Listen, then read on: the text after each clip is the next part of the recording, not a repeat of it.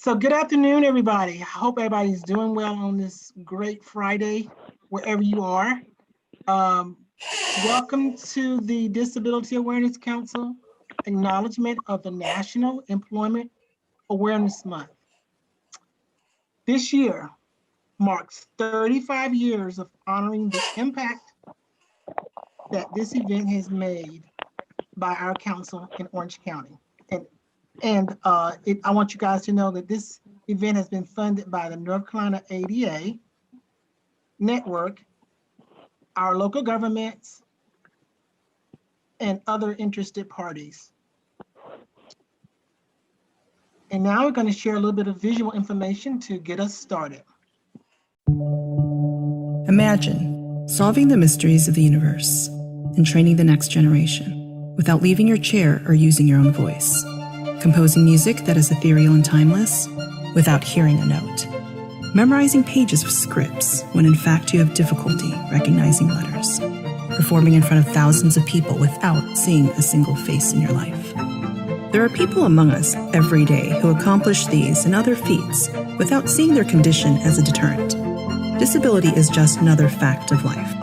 And thanks to our determination and perseverance, the human race has flourished. With the help of technology, we are living in a truly magical time. Doors that open and close without touching a single doorknob, lights and appliances turning on and off at command, cars that drive themselves. We can turn our speech into text or text into speech. Technology makes it possible to work from home and still meet with people face to face. The standard of living is getting better and making it easier for all to reach their full potential. People with disabilities have already left their mark, and we are just getting started.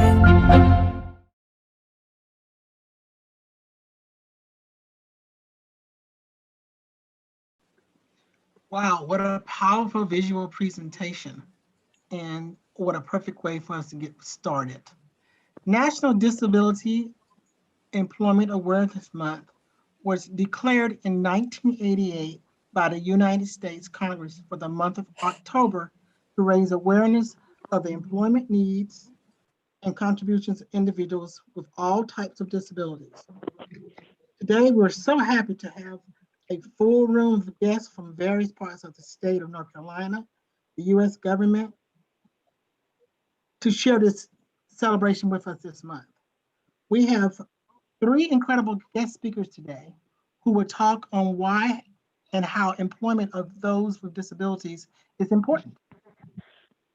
First, Ms. Rebecca Williams from the Southeast ADA Center will speak on what an accommodation is on a job and what an accommodation would be before even getting a job. Followed by Ms. Williams will be Mr. Lee Davis, who is by trade a assistive technology specialist, showing us how technology plays an integral part in the success of a job applicant, as I said, prior to getting a job and while you're on the job. And finally, a gracious summary by Dr. Ricky Scott, educational doctorate, who is an advocate for those with disabilities and works tirelessly throughout the community, helping us be more aware of the disability needs from all sectors of life. And he's going to talk about the bricks and beyond the bricks and mortar. And at the end of our discussions today, we'll have plenty of time for Q&A. And don't be afraid to ask a question or put a question in the chat box.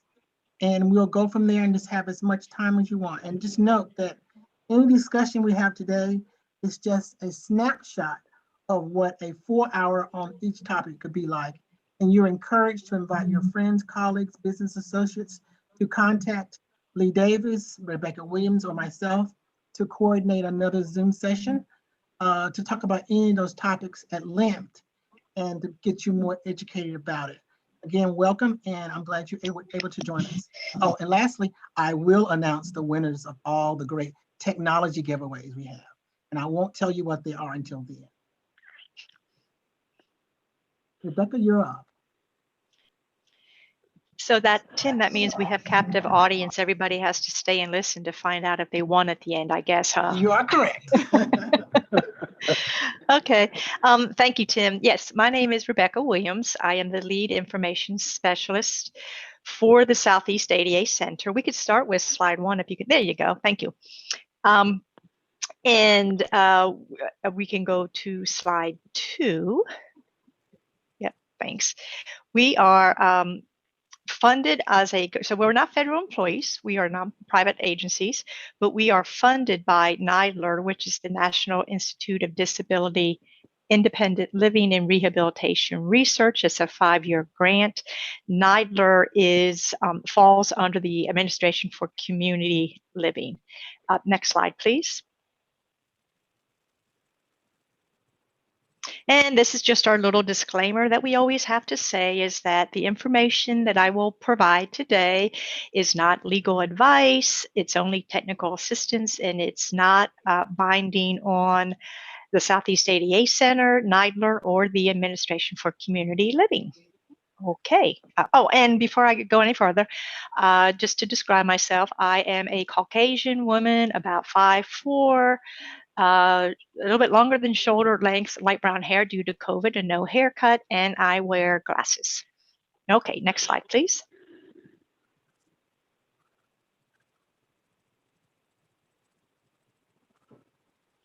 All right, so we're going to just start a little bit about talking about who is protected under the ADA.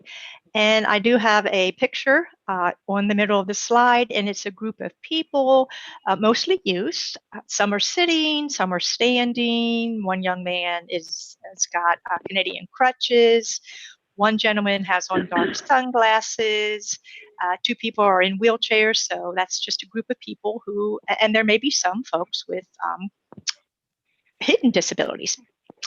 So who is protected under the ADA? And I apologize if this is a repeat for anybody, but I feel like we have to get some bases started. So the ADA definition of disability is very different than some other agencies' definitions, such as Social Security Administration. Under the ADA, there's a 3-pronged disability. The first prong is somebody with a physical or mental impairment that substantially or significantly limits one or more major life activities.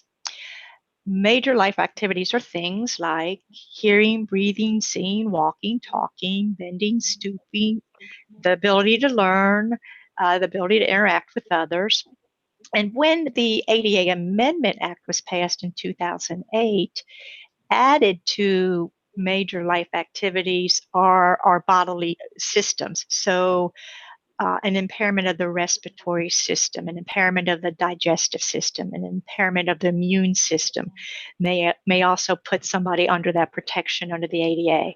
So the first prong is somebody who currently has an impairment with a substantial limitation. The second prong is somebody who has a history of having a disability.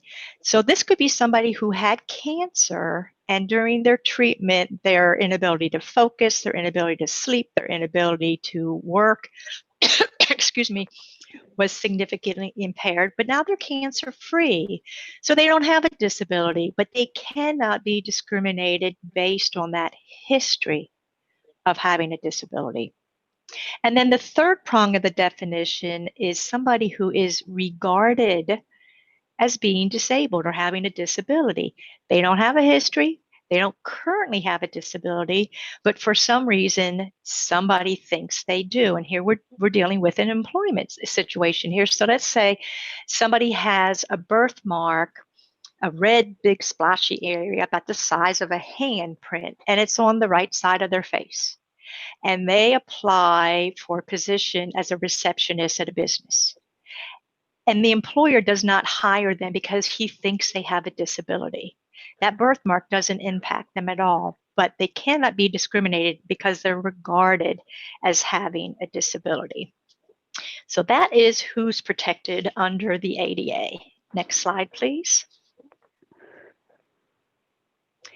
Okay, so employment falls under Title I of the ADA, and my slide just says ADA Title I Employment Accommodations. So what employment practices are covered under Title I of the ADA? Pretty much everything. It starts from application, interviewing, promotion, how an employee might be tested for something, hiring, discipline, firing, benefits of employment. So if an employment has a holiday party for its employees, it must be in an accessible location if that's a benefit. Same with medical benefits. An employee with a disability could not be denied the right to apply for medical benefits simply because they have a disability. Next slide, please. And these are just some more employment regulations that fall under Title I. I have layoff and recall assignments. We talked about termination, compensation, discipline, leave, training, and benefits. Next slide, please. Okay, so just what are job accommodations? And I have a visual in this screen. It shows the lower portion of a black computer keyboard, and underneath that is a Braille keyboard, and we can just see the right hand and looks like probably the index finger of the left hand using the Braille keyboard. So let's talk a little bit now about accommodations, because that's why we're here. So covered employers, who has to provide accommodations? Well, all state and local governments who have employees, which they all do, must provide accommodations. So even in some of these little villages and hamlets and things, and I used to work in North Carolina, and there's some real small municipalities in North Carolina that may actually only have 3, 4, 5 employees. They have employment requirements under Title I of the ADA. When we look at private employers, a private employer must have 15 or more full or part-time employees in order to have ADA requirements. So out in these rural areas, our little mom and pop gas station run-in mini market that might only have 5 employees do not have responsibilities under the ADA. We're looking at 15 full or part-time employees when we're looking at private employers. And the Title I of the ADA also includes U.S. citizens who work for American companies outside of the United States. So if it's a U.S. company outside the United States, those employers have to provide accommodations as well. So reasonable accommodation is a critical component of the ADA's assurance of non-discrimination. Basically, accommodation is any change in the work environment or in the way things are usually done that will result in an equal employment opportunity for an individual with a disability. Now, an employer must make a reasonable accommodation to the known physical or mental limitations of a qualified applicant or employee, unless the employer can show that the accommodation would cause an undue hardship on the operation of the business or would fundamentally alter the operation of the business. And I'll give some example of those in a little bit. Employees must request an accommodation in order for the employer to have responsibilities. Now, an employee doesn't have to use the word accommodation. There's no special way. Doesn't have to be in writing. We often at the Southeast ADA Center say it's a good idea to follow up any verbal conversation with a written request. But simply, I'm having trouble with my job, I need some help, is enough. And it should trigger what's known as the interactive process with the employer. But if an employee doesn't request an accommodation, the employer doesn't know that there's one needed, and then the employer has no responsibilities. If that happens, if an employee doesn't request an accommodation and is having difficulty, an employer has the right to discipline or write up or institute any sort of performance plan or evaluations that it would do for any employee.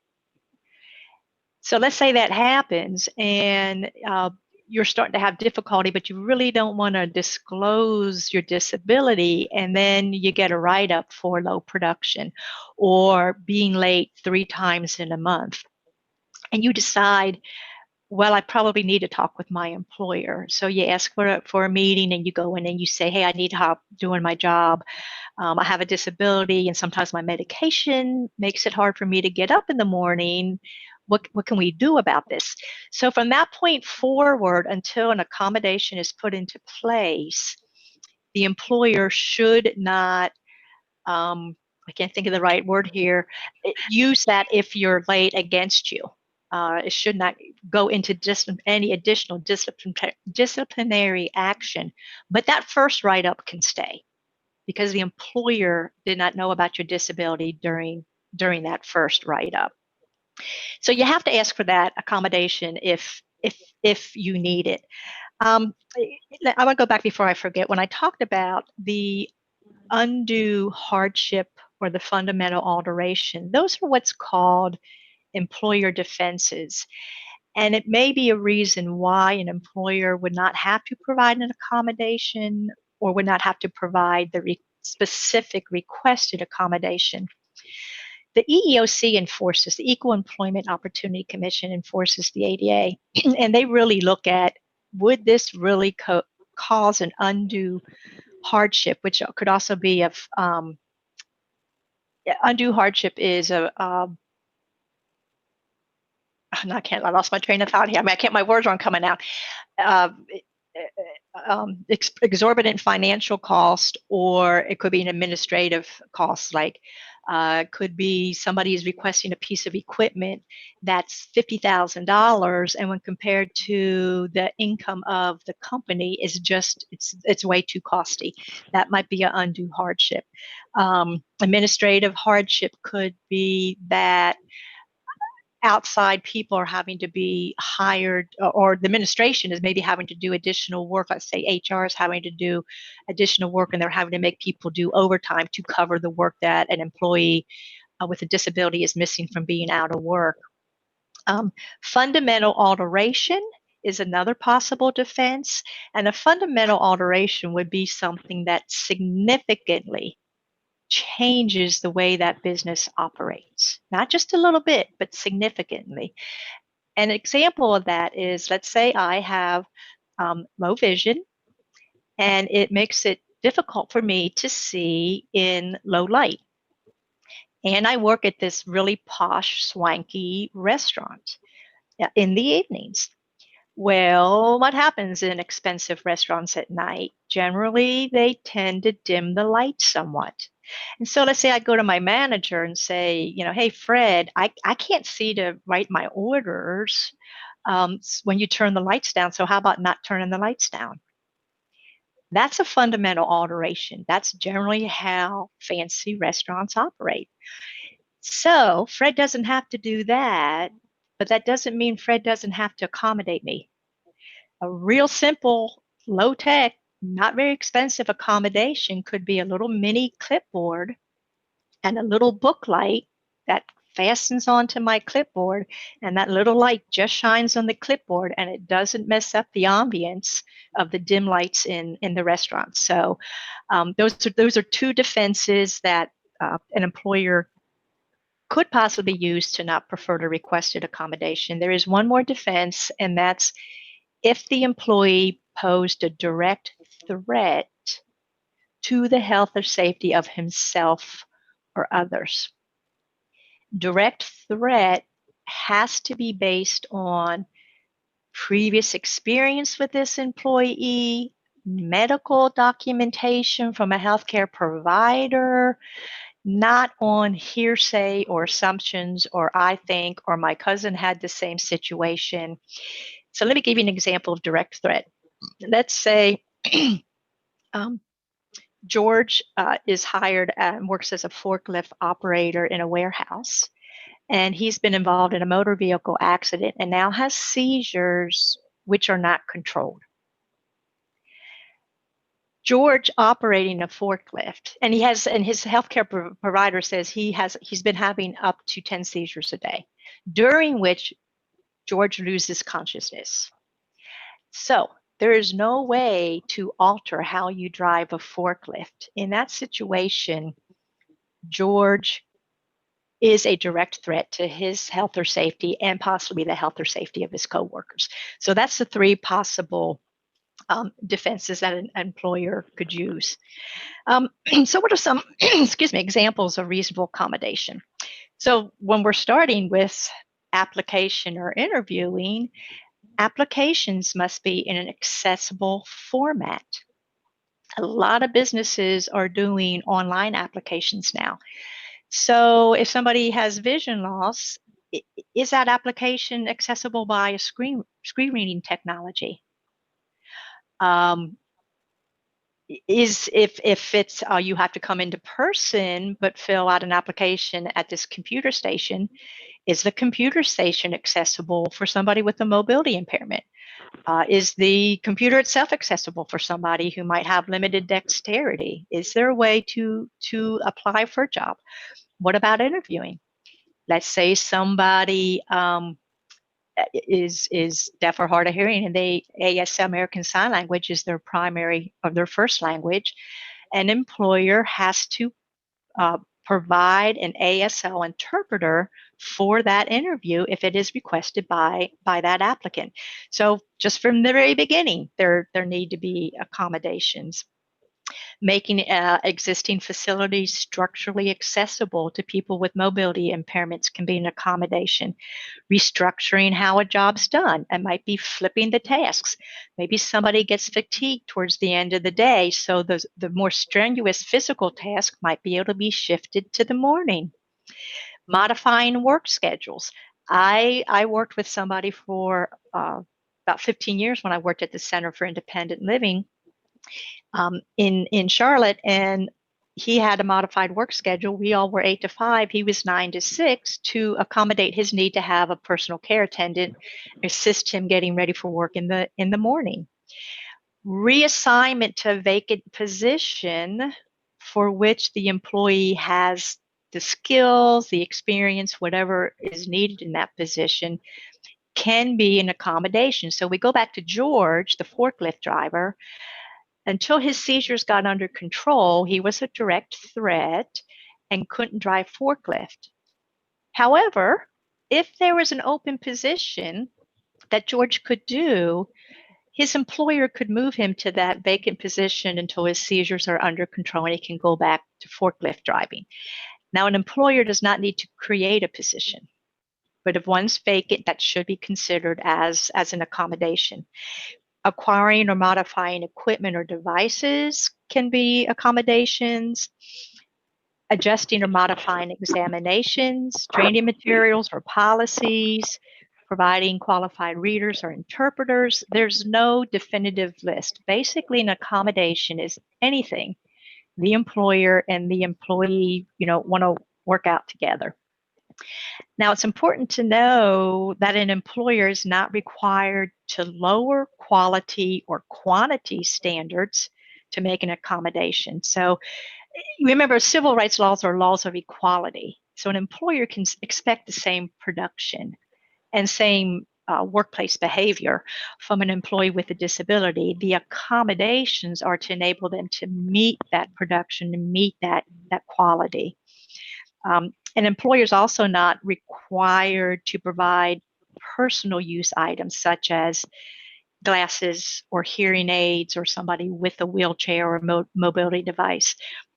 And before I forget it, one important thing I want to remark is an employer does not need to provide an accommodation because an employee's family member has a disability. The employee has to be the one with the disability. Occasionally we get calls and somebody says, well, I have a child with a disability, and I ask my employer if I could get off 2 days a week so I could take him or her to physical therapy, and they denied that. Well, they can deny it because the employee must be the person with the disability. Okay, next slide, please. Okay, well, what about accommodations during COVID-19? And I forget, Tim, how much time do I have? I'm getting close to my time, right? Yeah. Okay. Probably another All right. 5 to 7 minutes. Okay. I might not get it all done, and people might have questions. So we have been getting a lot of calls about accommodations during COVID-19, especially from people, two camps of this. Some folks have never had to reveal to their employer that they had a disability because they didn't need an accommodation. But now they may fall into one of those groups that the Center for Disease Control said, these people with these sort of conditions may be high risk for more serious impact if they should contract COVID-19. Now, those folks are saying, I really don't want to reveal disability, but yet I'm afraid to go back to the work site. Again, goes back to, if you don't disclose, your employer has no obligation to provide an accommodation. And then there are those whose employer may have known that they had a disability, and were provided an accommodation on the job, and then now they were working from home, and now how do you bring them back and all? So what again is required is, you provide an accommodation to perform the essential functions of the job. Oh, and I apologize if I didn't say that. So yes, the accommodations have to relate to the essential functions, which are the main reason the job exists, not secondary functions. And different coworker when I worked at the Center for Independent Living, but we had our front-end person, receptionist, had cerebral palsy and was very contractured. So he had some assistive equipment. He had a special phone system, and so he was able to answer phone, and he could take notes, but because of his contractures, he couldn't extend his arms the whole way. So his job was to greet clients as they came in, answer the phone, take messages, forward calls. He was that front end receptionist. He was not able to use our copy machine because he couldn't reach it, and it wasn't our copy machine. We couldn't adapt it in order for his need. So, but copying things, if a client came in and said, would you make a copy of this? That was a non-essential function of his job. So that was a duty that our executive director did not then expect him to do. If somebody came in and needed a copy, he would call somebody else in the office to come up and make the copy. So that didn't need to be accommodated. It could go away because it was a non-essential function. So we're dealing with the essential functions, the jobs that absolutely have to, or the tasks that absolutely have to get done in order for the job to get done. So with COVID, if an employee had an accommodation in the job and they're now working from home, the employer is required to provide that same accommodation if it's required at home. The biggest issue that we're seeing is folks who were working from home and don't want to come back to work, but an employer is requiring them now to come to the job site. The most of the calls that we're seeing at the Southeast ADA Center is from teachers who have been able, while all the students were doing teleschool, they've been able to teleteach, but now many school systems are going to all students are coming back on campus, and they're wanting all teachers to come back on campus. And we're getting calls from teachers who say, I was working from home, I've got a compromised immune system, I have liver disease, I have COPD, whatever reason, I'm in high category for serious complications. My employer says I can't work from home anymore, I have to come back. What are my rights? Well, the employer gets to choose the accommodation, not the employee. As long as it's effective at enabling that employee to do the essential functions of the job. So a school administration may be able to create a work environment where that teacher is, think of the Pope Mobile. He drove around in this little self-contained unit with glass all around it. Maybe the school system can implement the desk where there's plexiglass all around it. The students are spaced at least 6 feet from him. The students are spaced 6 feet apart from each other. If the employer can provide a safe environment for employees who may be compromised, they can say, you've got to come back to the work site. And yet it still is going to always go to what are the essential functions of the job.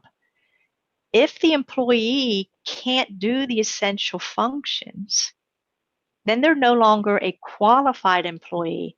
So if an employee is offered an accommodation to return to the job site where you can do your job and they refuse to take that accommodation and it would be effective, and they say, no, I'm not going to do it, the employer may, and we're not an enforcing agency, the employer may be within their right to terminate employment, because if they can't do their essential functions, they're no longer a qualified employee with a disability.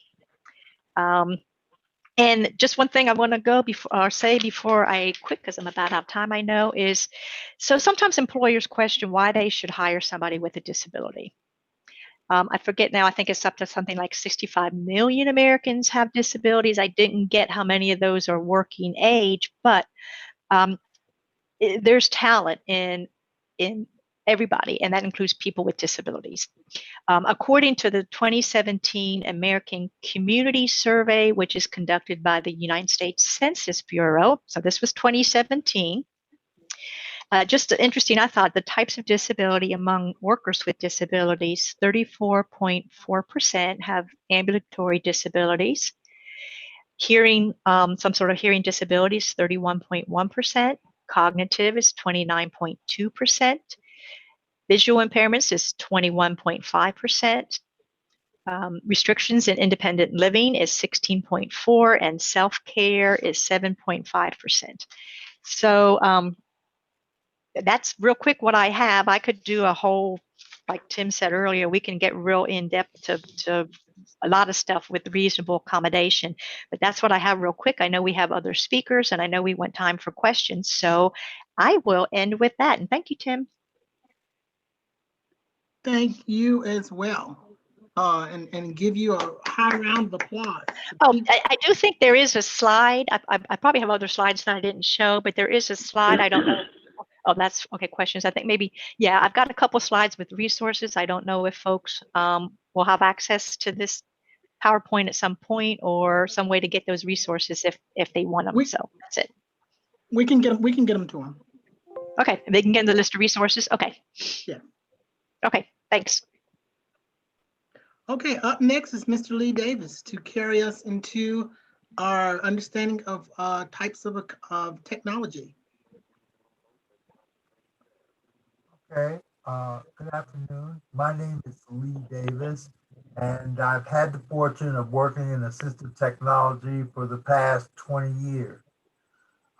Today, we're going to discuss assistive technology as it pertains to certain types of disability.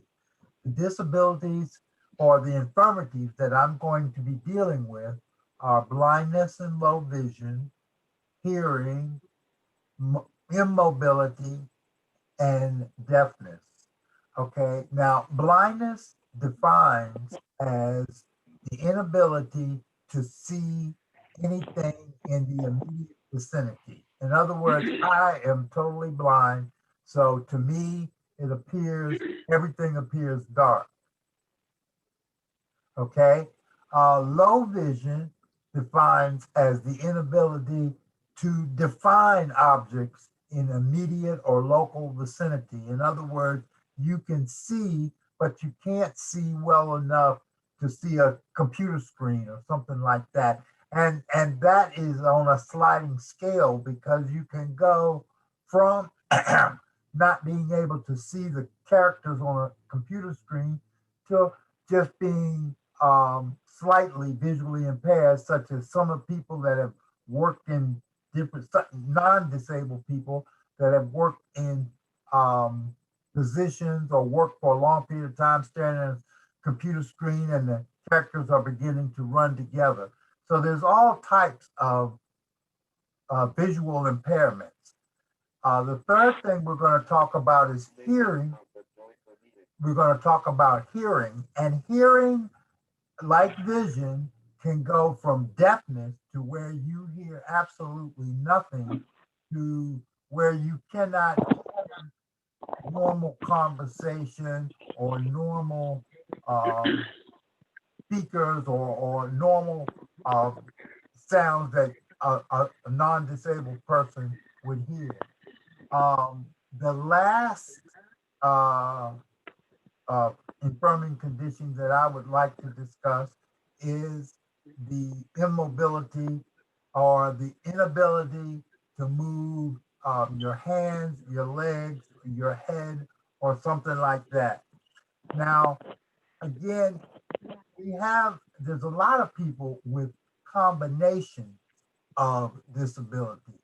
And assistive technology has really just jumped leaps and bounds since I started this. I mean, they used to have just one simple a voice synthesizer. And what a voice synthesizer does is it speaks what is displayed on the video screen. What a screen magnifier does is it amplifies or makes larger what is displayed on the video screen.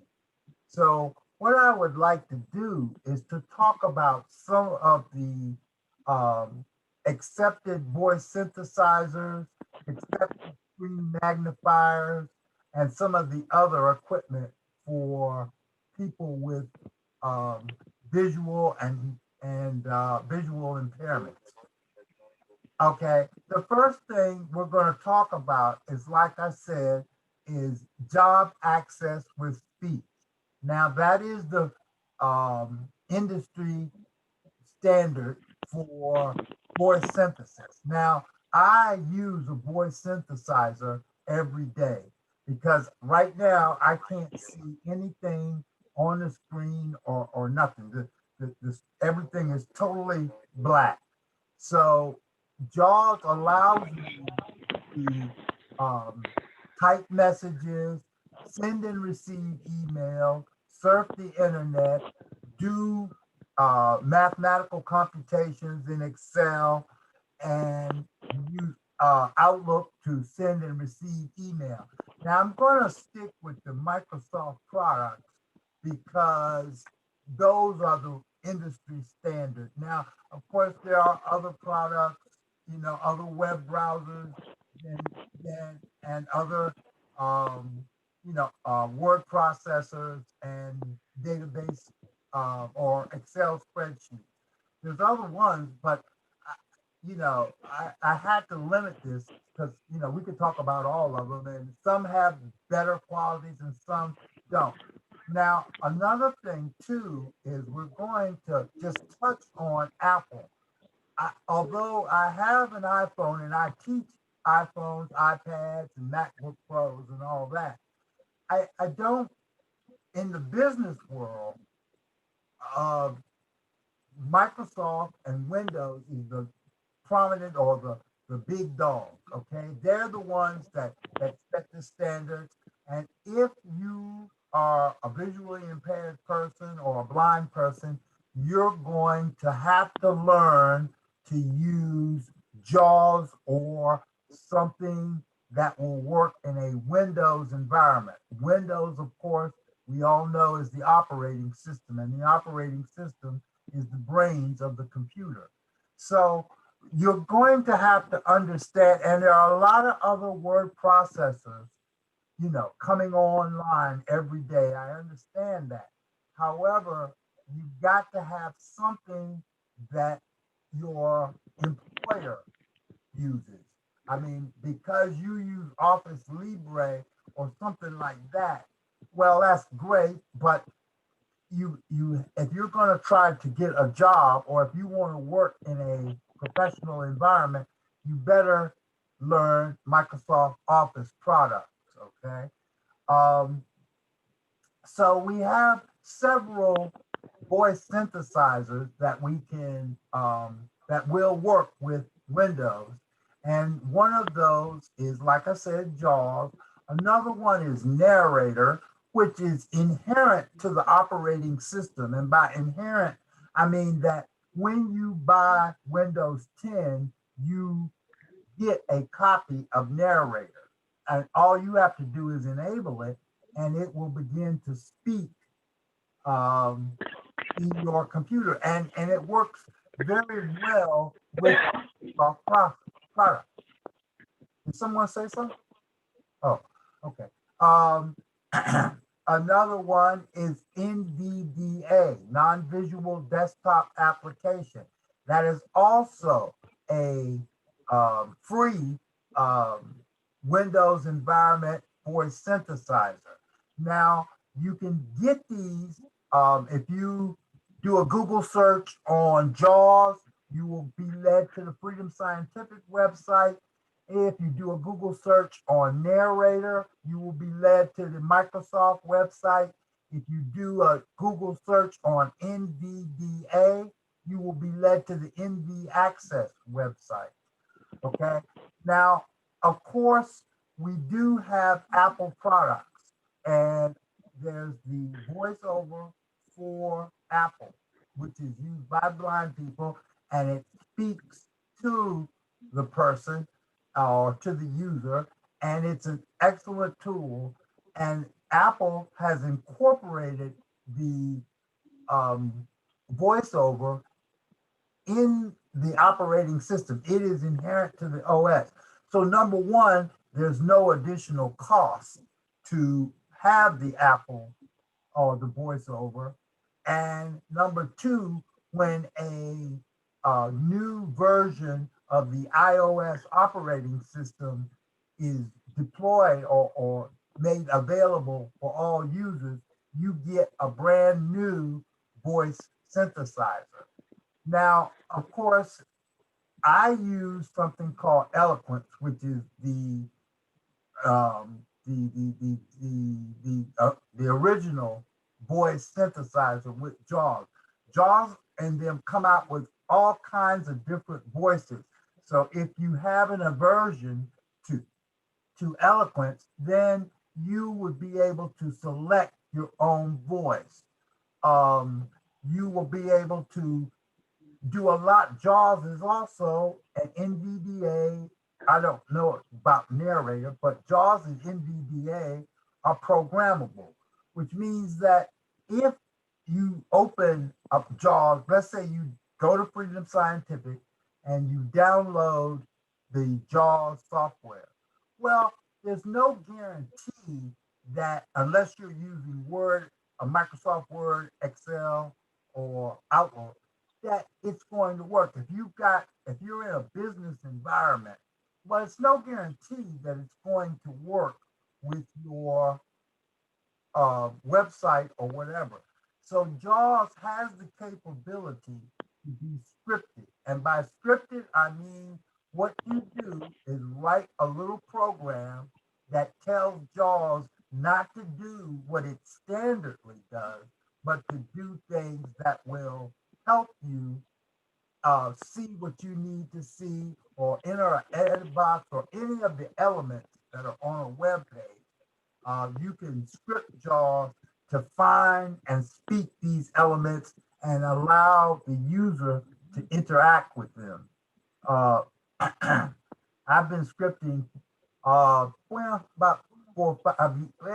10 years now, and that is a very good caveat with the JAWS and the NVDA program. There's a lot of new software coming on the line every day. Everybody, every time you turn around, there are new apps for the iPhone, there's new programs for JAWS and NVDA and Narrator. But, what you're trying to do is to tailor your software so that it works with your employer's software, or employers, what you want to do is make it as easy as possible for your visually impaired or blind employees to work with your software. Because at the end of the day, you really want this person to be productive and to get things done. Now, we can come back to that, and I'd like to hold off all the questions till we have the question and answer period.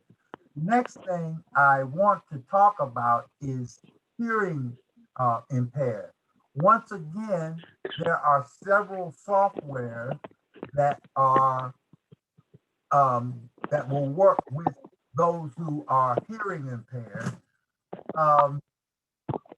Basically, the difference is we're assuming that a hearing impaired person has good sight. Now, if the hearing impaired person has poor sight, then we can use Zoom, which is a screen magnification program.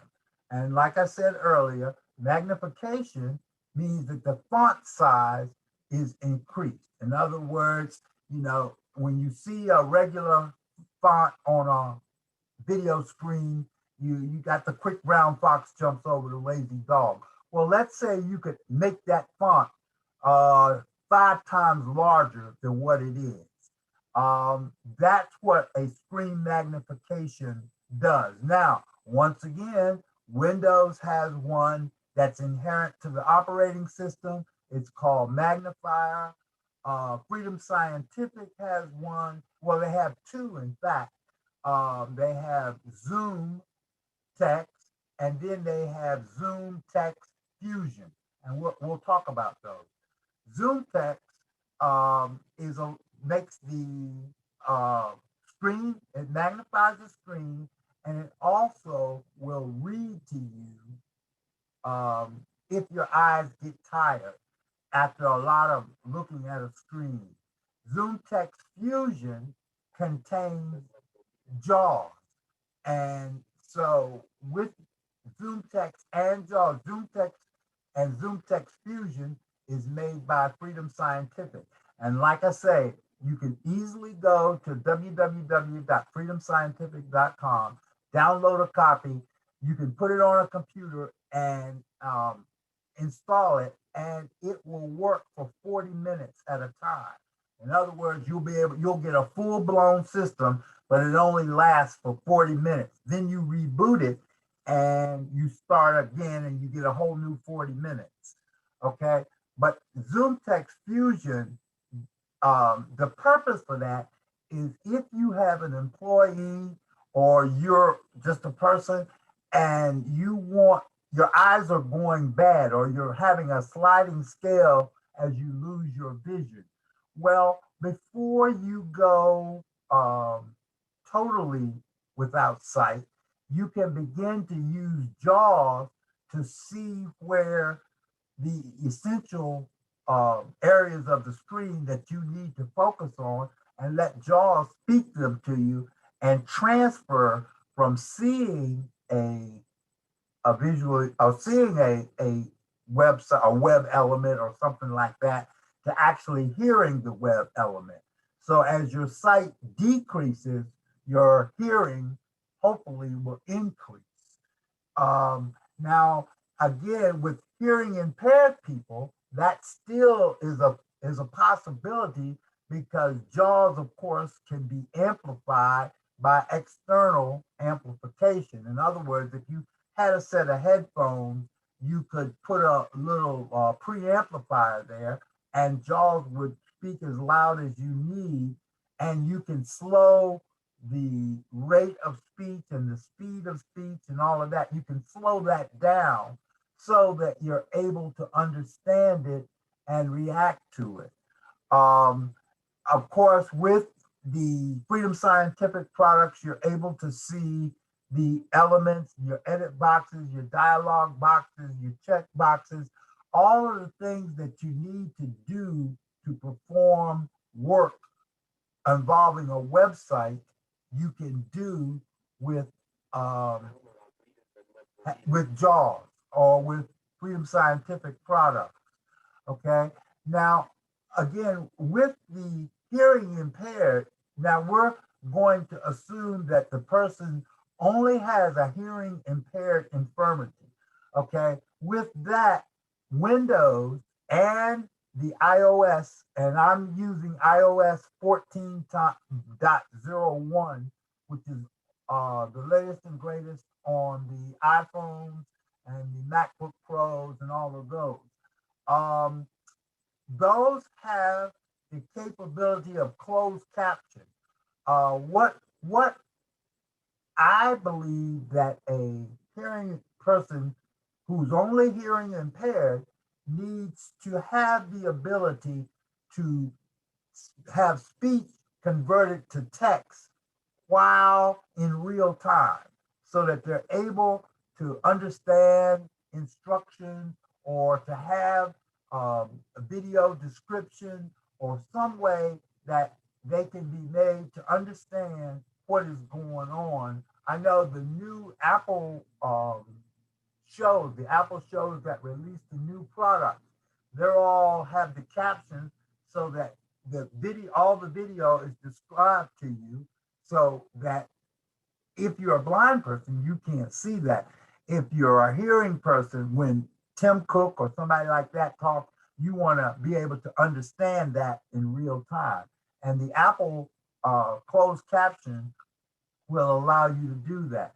Now, once again, all of the Apple products are inherent to the operating system. So when you get 14.01, you have got the closed caption capability. In the Windows products, with the Freedom Scientific products, or with what the Windows product itself is inherent to the operating system. The Freedom Scientific product, of course, would have to be purchased, and then they act as an add-on. They actually sit on top of the operating system and decipher what is being sent to the video screen.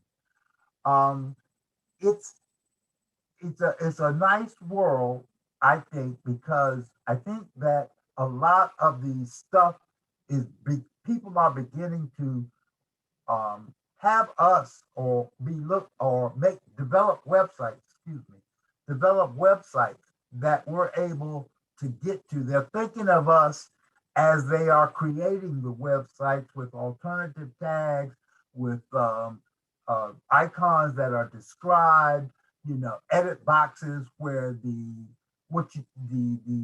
name of the item box, like if you have to enter your name, it'll say name or address or telephone number, as opposed to just saying it's an edit box and you don't know what it is, and you don't know if you're putting the right information. These are the kind of things that we, as the alternatively able community, want to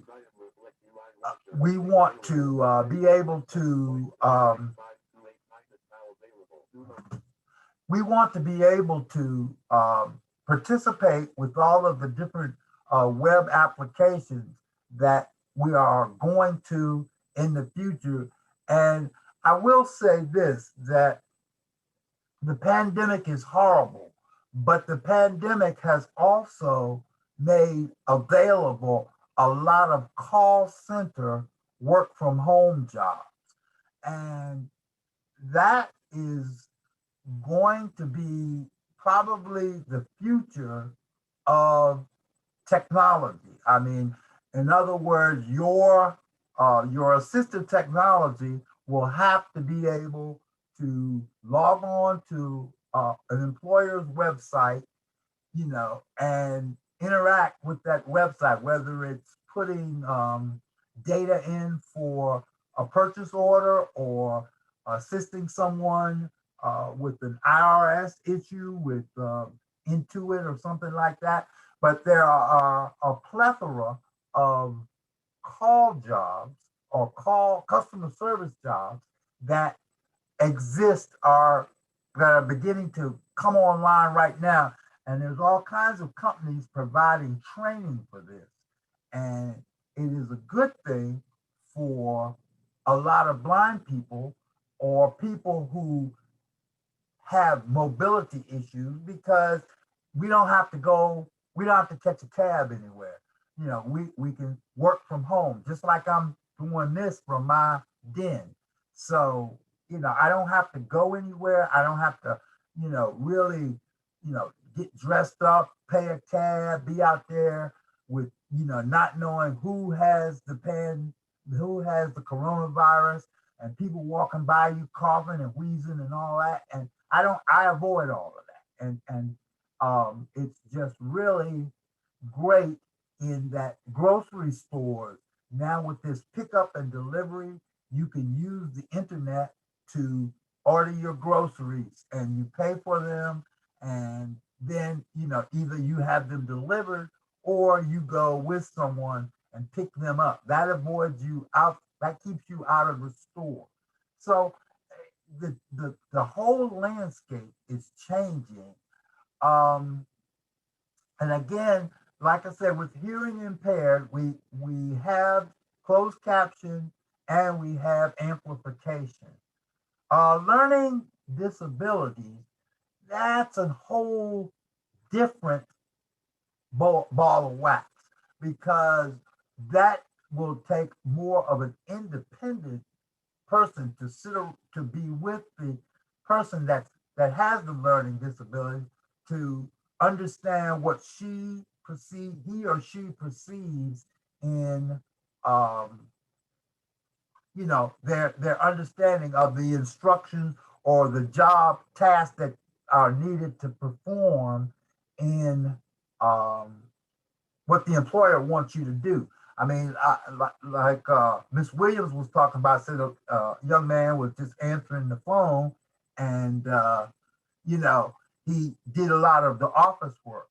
Well, what you've got to test there is, does he or he or she understand that that's all you want them to do, is to answer the telephone, take notes, and do the things. So with a learning disability, there are stuff like with the JAWS, there is, I mean, not JAWS, with Windows, there is they have, on ski, not on, they have predictive words. And these predictive words is, what you do is you type something and it's trying to tell you what kind of sentence, or what the next word in the sentence is. You can fix the Windows environment so that it will only do what you want it to do. Like if you're taking calls, then you can do name, address, telephone number, zip code, all that, and it just you'll just stay right in that field. Um, I Apple has it so that you can actually, you can talk to the computer or talk to your phone, iPad, whatever, and it will say what you speak. So you can use dictation, and you can go in there and you can really do, keep messages and execute messages for in a call center or in a office environment where you are the person who takes calls. The last infirming condition that I would like to discuss is immobility. Now, I'm a veteran from the United States Navy. I also work with groups of veterans. I help them learn how to use computers and all that good stuff. But I get a lot of veterans who are immobile, okay? A hand, a leg, you know, can't turn your head, So there are combining conditions like, if you've got a guy, let's say, that can't use anything but his right hand. Well, there are keyboards that are designed, right hand only keyboards that are designed so that this guy can use an entire keyboard, but he does it with his right hand. There are, that's prevalent for the right and the left hand.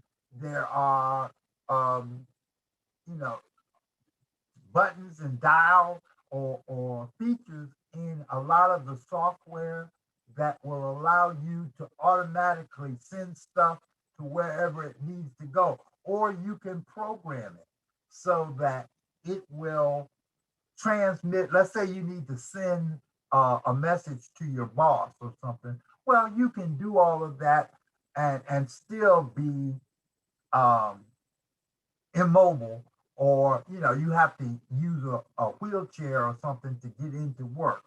And a lot of our veterans are coming back and they're needing employment. They're needing to get their lives back together. They're needing, I mean, I had a guy the other day that's come back blind, and he um you know, he really, he's got a wife and a kid, and he's trying to get his life together, and he wants to provide for his family. And so we're going through all of this. We're finding out what he really needs as far as what kind of a keyboard. His speech is excellent. His hearing is a little off because he was around um, a lot of noise. I think he's on a flight deck of an aircraft carrier, something like that. And he's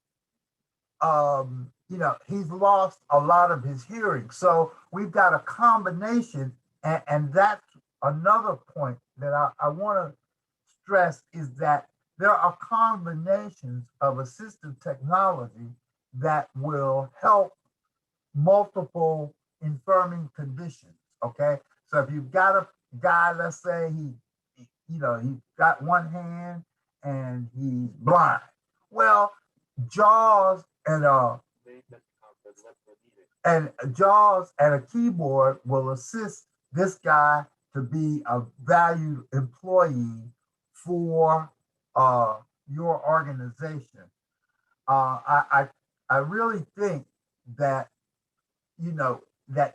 there's so many different types of assistive technology out here today that you know it would be a good thing that if you could come, and if you had a person like a technologist or someone like the Triangle Disability Awareness Council people to work with you to say, okay, well, how can we help this guy? Well, okay, then they would get in touch with me. We'd go out there, we would see, well, what are his limiting conditions? And we would make ways to work around that. And, and that's if we had to do in-person employment. If the gentleman is working from home, then that presents a whole nother different set of circumstances. But we definitely want to have the the employee to have like on-screen keyboards where he can use his whatever parts aren't infirm. He can use that to identify keys on the keyboard on the screen, and to be able to type and to enter data and to extract data so that he can be a valued employee to your organization. And like I said, this pandemic, because we can work from home now, I really want the employers out there to really understand that a lot of people that have assistive technology, they have it in their house. And if they've already got it, your only problem is to interface your network to their assistive technology. Now, that sounds like a lot, but remember, your network is a website, or or a terminal emulator or something like that. It's not as difficult as it sounds. I don't think of the assistive technology as a as a hindrance. We can make it work. I assure you, I've done it millions of times, not millions, but hundreds of times. And it takes some ingenuity, it takes a little forethought, it takes a little marrying of a little bit of this and a little bit of that, but we can make it work so that this young lady or young man can work for you and be a good employee. Well, there are some advantages to hiring people with disabilities. Hold on just a second. I got them all listed here and I want to tell everybody. Okay, hold on.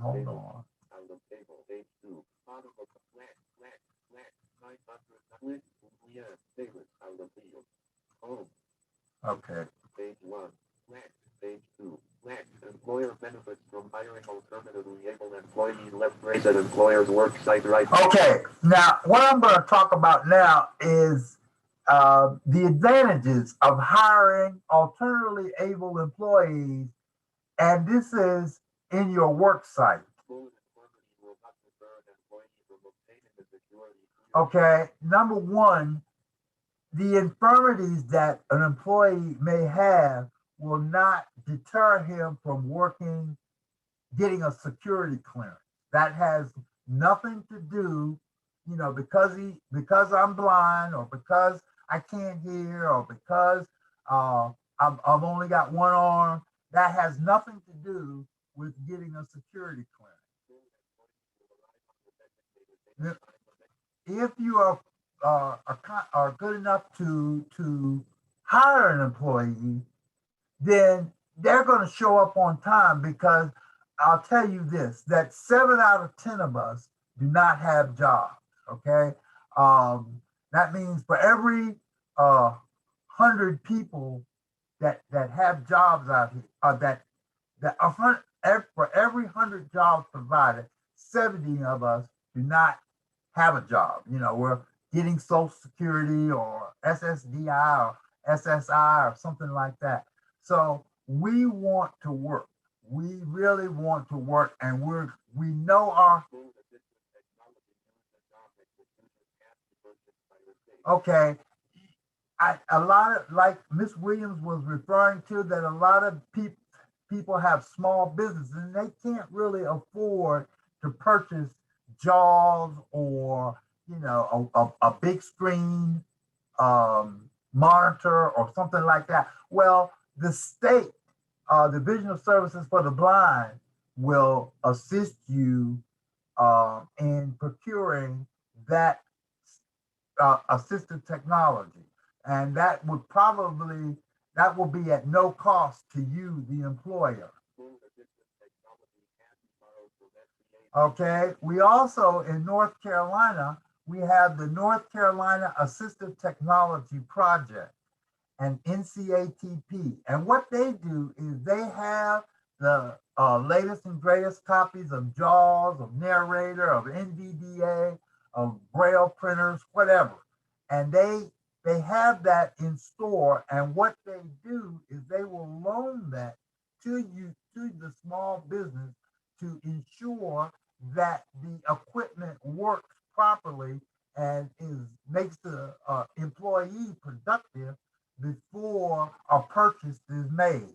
That way you're not wasting your money or doing something and then you come find out that's not going to work. So you really want to take advantage of these NCATP and other organizations like that, who will allow you to place the assistive technology in your workplace. And let me say this, I know that a lot of you have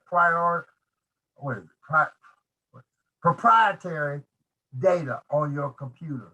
Well, the assistive technology is not going to thwart that. It's not going to compromise that.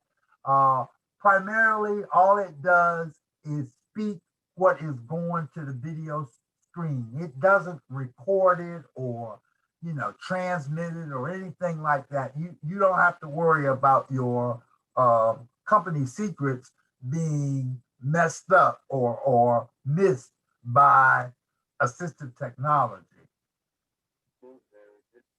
Mr. Davis, we got about two more minutes. Okay, thank you. Okay, there's federal and state tax relief for using assistive technology. Okay, now hiring the alternatively able from home, the employee, in most cases, the employee will have installed and a working knowledge of their assistive technology.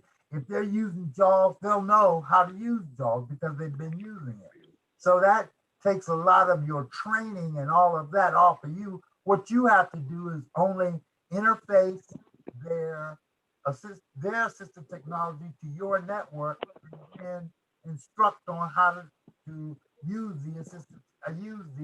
your network.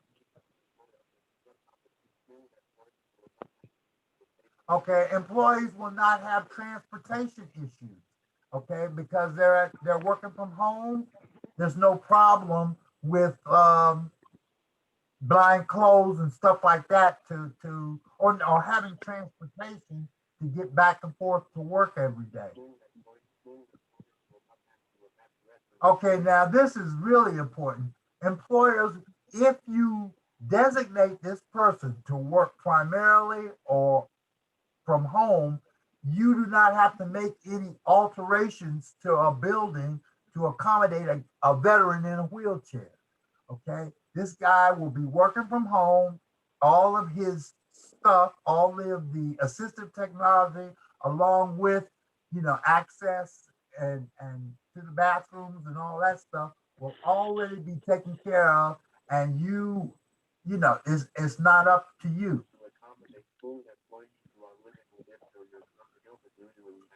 Another thing is employees who are living with chronic injury or illness, they probably already have their insurance, either Medicare or VA or whatever. So this means that your company doesn't have to take on the insurance unless, there may be secondary insurance that he may want or she may want, but they don't have to take on anything like that. Now, again, I really, hope that you will take advantage of using the Triangle Disability Awareness Council. They have Zoom, like this meeting here, and they also have in-person where we can get together, and try out some software, try out a person. We can see if this person is a good fit for your company, and we think that we can try all this out at no expense or cost to the company. And also, like I alluded to earlier, the North Carolina Assistive Technology Project Office has equipment that it will lend to you, or if you have to have a in-person, if the person has to work at your site, then we can get the equipment we need from the NCATP and try it out, see that it works, and then before you we go and purchase this equipment and find out it's not what the employee needs. And finally, I'd like to say, you're blessed to be a blessing, folks. And what better way to be a blessing than to make a position available? And I don't think that we don't want to be just the token person. We've hired a blind guy, he's sitting over there he is, wave at it. No, I want to be the guy that's doing the job, getting the job done. I want to be able to understand what I'm supposed to do and do it to the best of my ability. And I guarantee you that if you hire people with infirming conditions, you won't be sorry. Thank you very much. That's all I have. Yeah. We thank you very, very much. I think that leaves Dr. Scott to wrap us up and before Q&A and announcing those door prizes. Okay, good afternoon, everybody. This is Dr. Ricky Scott, and I appreciate having the opportunity to come to speak with you briefly in regards to this issue of the celebration and bringing persons with disabilities into your employment setting. Excuse me. As Mr. Davis alluded to the fact that 70% of persons with disabilities are among the unemployed. And the research shows that persons with disabilities are very skilled individuals. They bring a wealth of talent and commitment to employers, and they are very committed employees, and research shows that they have lower absentee rates and things of that nature that are essential to an employment situation. And I think that as HR offices are developing their diversity and inclusion plans, it is important that people with disabilities are included in that plan. As we know, with the high unemployment rate for persons with disabilities, the research shows that the major impediment is not the lack of skill and ability, but the attitude and perceptions that exist among potential employers about hiring people with disabilities. And I think this is a topic that warrants further discussion, and Triangle Disability Awareness certainly is more than willing and open to the idea of having this frank conversation, because I think the fact is that employers are very reluctant to have the type of conversation regarding the capabilities of persons with disabilities, and having, because of the fear of legal ramifications. But we're not talking about specific individuals, but about the issues, the general idea about how attitude impacts hiring decisions.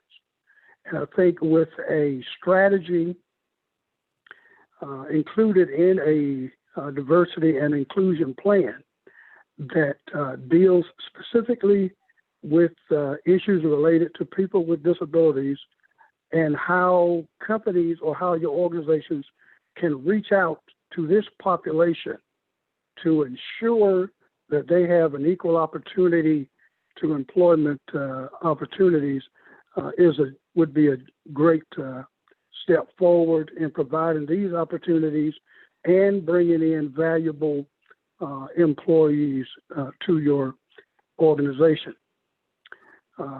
In terms of the recruitment, for example, as you develop your inclusion plans, reaching out to organizations where people with disabilities are involved in the local community. Just to cite a few, the Association for Persons with Disabilities, the National Council, the American Council of the Blind, the Federation of the Blind. These organizations can certainly, and the state governments like agencies such as VR and the Division of Services for the Blind are excellent sources, as well as the colleges and universities that have disability service programs can certainly be tremendous avenues through which your HR officers can begin outreach to persons with disabilities to bring them into your employment setting. Secondly, in terms of the applications, obviously making the applications accessible is indeed an essential, many applications that you see, they have an optional section up there that asks demographic data. And one of those pieces of data relates to whether or not a person has a disability or not.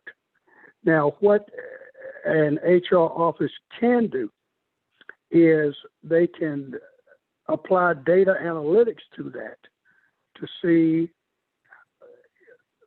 how many people may have been reached, who may have applied, and they can use that data to drive their strategies to open up opportunities for people with disabilities.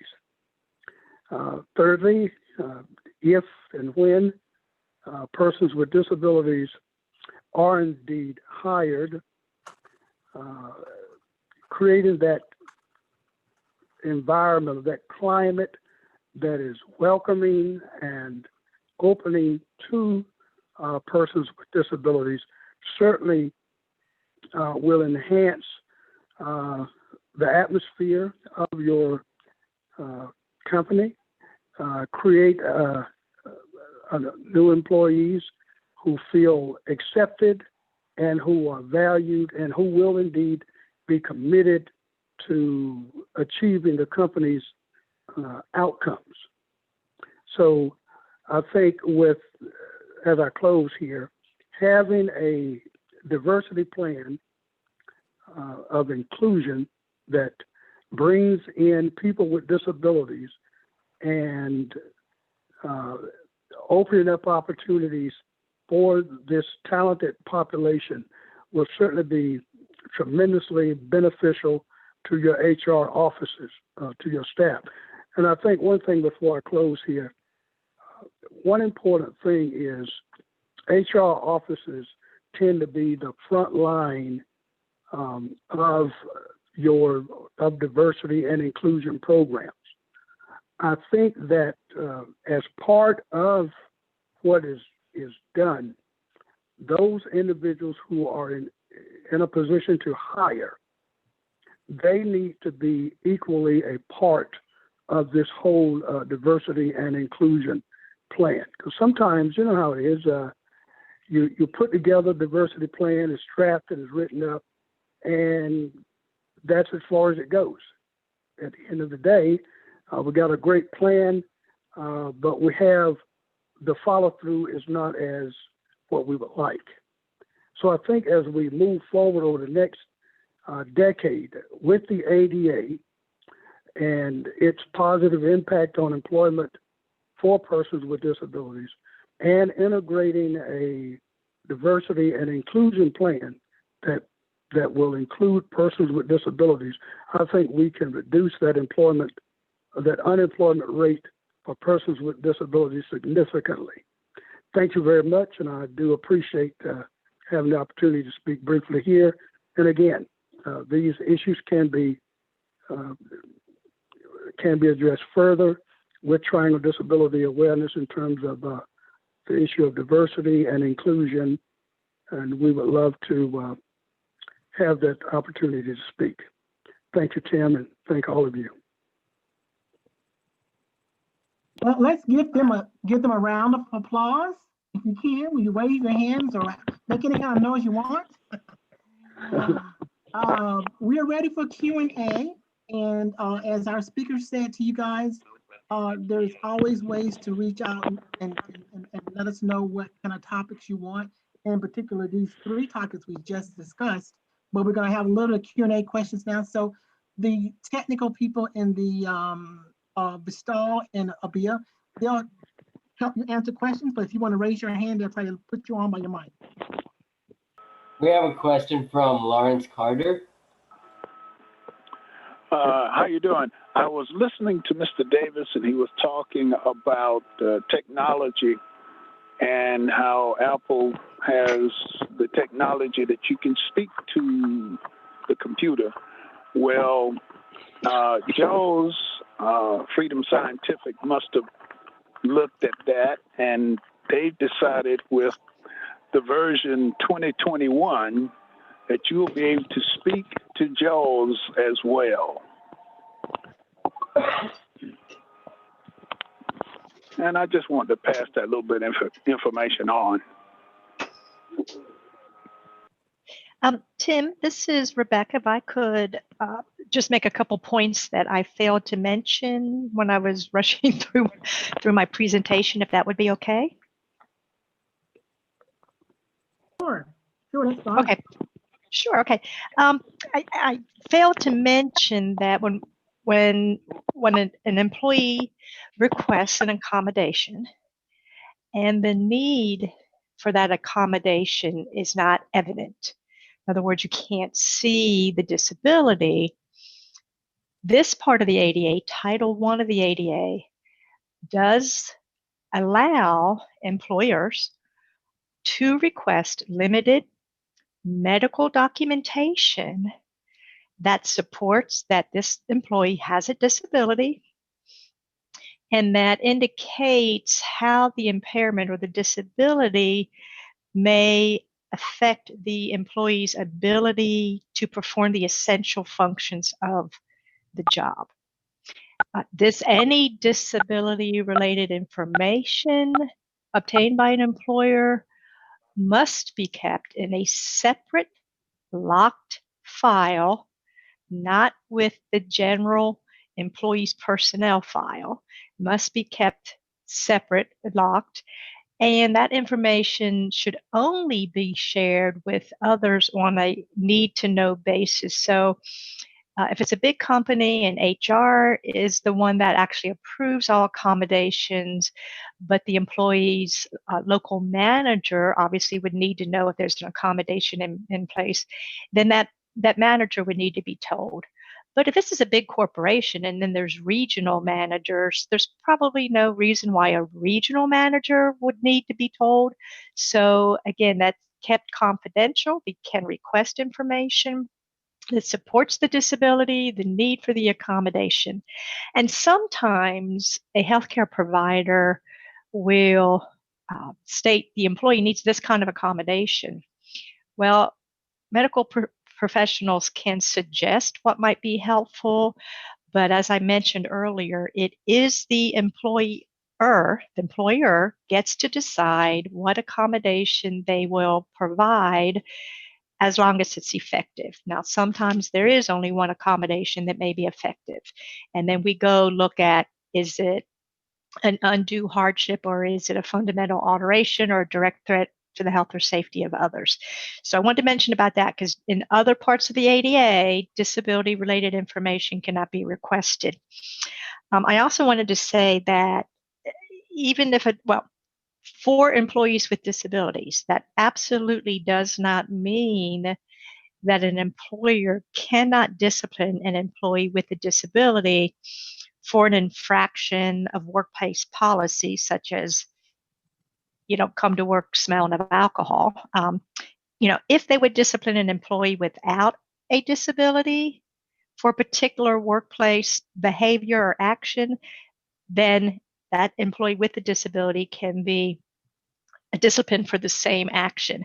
And when I know Mr. Davis had mentioned that sometimes Division of Services for the Blind may be able to help provide assistive technology or workplace accommodations for smaller employers who can't afford to.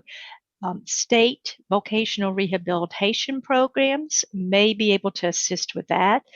The function of vocational rehabilitation is to provide services to individuals with disabilities so they can either maintain employment, go to work for the first time, or maybe they need to change a type of job they do because of disability. And so sometimes vocational rehabilitation can help with those accommodations. And so even if an employer has less than 15 and you have a disability and you need an accommodation in order to keep your job, it may be worthwhile to contact your county. Rehab is a state agency, but each county has a local voc rehab office. So I did mention those things, and I just wanted to get that in real quick. Thanks, Tim. Thank you, Rebecca. Are there more questions?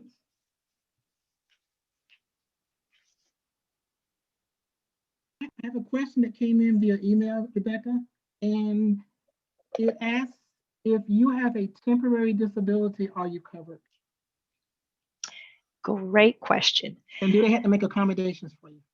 Well, so in the original ADA, no, individuals with temporary disabilities were not protected under the law. In 2008, the ADA was amended, and that was added. So, because generally in the original ADA, disability was looked at a condition that was expected to last 6 months or longer. And what the ADA Amendment Act, one of the things, in addition to adding bodily systems under major life activities, also said that if somebody has a temporary disability, not expected to last more than 6 months, but that impairment rises to a substantial limitation to one or more major life activities, yes, at that time they have protections under the ADA. So some people with temporary impairments might not qualify under the ADA, but others might. So if you meet the definition of disability, regardless if it's a temporary impairment or a permanent, and private employers with more than 15 employees and state and local government, no matter how many, must consider reasonable accommodations. Question came from Mr. Davis. Someone wanted to know, can the Assistive Technology Project in Raleigh buy the equipment for them that they may need? Mm-mm. No, that would have to be done just like Ms. Williams just alluded to, would be through Voc Rehab or, maybe DSB. They only lend assistive technology, but it would be a good idea if you're thinking about buying something to go ahead and go down there and get what you need and make sure that it's compatible and it works and performs the needs that you want it to do. And also you can get some training because, you're not going to know how to work this just right out of the box. So you can get some training on this at the NCATP office. And you'll be able to, so once you get the software, you'll know how to use it. That way you will use it more. Tim, this is Rebecca. I can add a little bit to that. Yeah, so Mr. Davis just brought up a good point that assistive technology projects will allow a person to try out a piece of assistive technology to see, and whether it's something you're going to use in your home or something you're going to use in an employment site, try it out before you spend that money. Also, many assistive technology projects will try to hook up the individual with possible financial resources. Sometimes somebody with a particular disability, the National MS Society might help with. Don't go to the MS Society. I'm just using that as an example. But sometimes there are disability-specific organizations that can help with the purchase.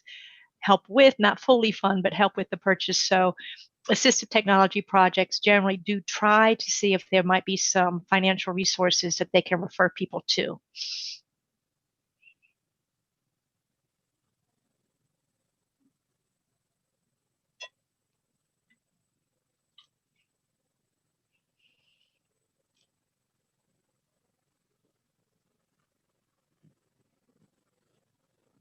Okay, the last question that I see is, are there job incentives for hiring people with disabilities? Are there tax credits and things like that? Excuse me? Are there tax credits to employers for hiring people with disabilities? Yes, there are, well, Ms. Williams, I guess you would know, maybe you would know more about that, but yes, there are. Yes. So sometimes individuals who come through vocational rehabilitation It's been a long time. So if anybody knows VR better than me, sometimes I think there's an employment incentive that for the first 6 months, I think, an employer can get a tax credit on their salary. And for something in my mind is sticking with up to $6,000, or maybe up to the first $6,000 the employee earns. So there is something if you go through vocational rehabilitation, and I think that program also is for felons, and then there's another group, but people with disabilities, felons, and another group. There are tax deductions or tax credits. There's a 2-page document, ADA Quick, QUICK tips, tax incentives, and it just 2 pages. It talks about them. But an employer can get a tax deduction on part of the cost of what he or she may spend when they remove physical or structural barriers that may impede the hiring of somebody with a disability, such as widening doors, building ramps. If they modify a vehicle, if a person with a disability is going to be a delivery driver and they install hand controls in the vehicle so somebody can drive, that is something that qualifies. But those tax incentives are coupled with or because the employer is spending money themselves to provide access for the employee with a disability. So that's the only ones that I know of. Okay, that was okay. That was very, very helpful, Miss Rebecca Williams. Are there any more questions? If not, I'll let one of our technical people tell you about the door prizes winners. But again, in your resources, there is a way to contact us through Twitter, our website, and Instagram. Oh, and Facebook. Those are the ways that you can reach out to us. And of course, Rebecca and Lee Davis's information is there as well. So I'll let our technical people announce the winners.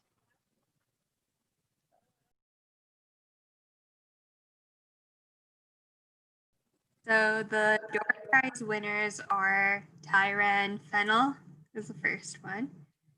The second one is Alan Polak. The third one is Shamima. The fourth person is Lee Davis. Number 5 is Ashley Robbins. Number 6 is Courtney Rory.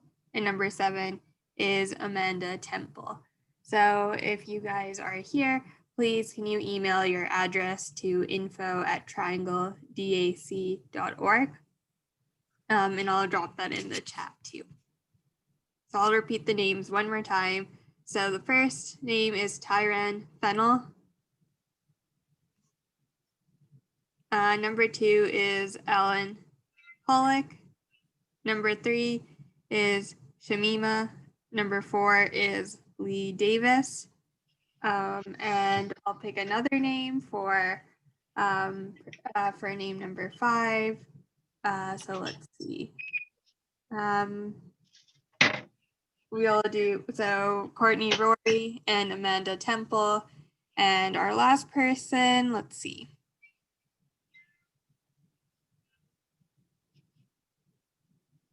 And we can do Rhonda Smith.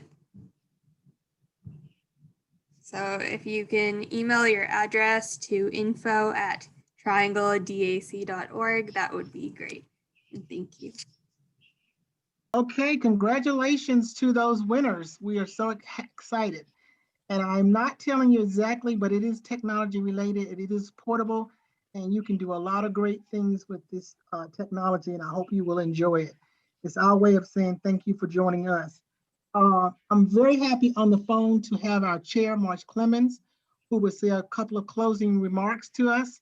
And then I think we're done, but Ms. Williams and Mr. Davis and Dr. Scott will stay around a little bit longer. If you have any questions, just want to chat privately, you can. The room will still be open, so just hit them up in your own way. But again, from the federal government to our state government to our local people, thank you for joining us this year with the 35th anniversary for us at the Disability Awareness Council for celebrating and honoring National Disability Impairment Awareness Month.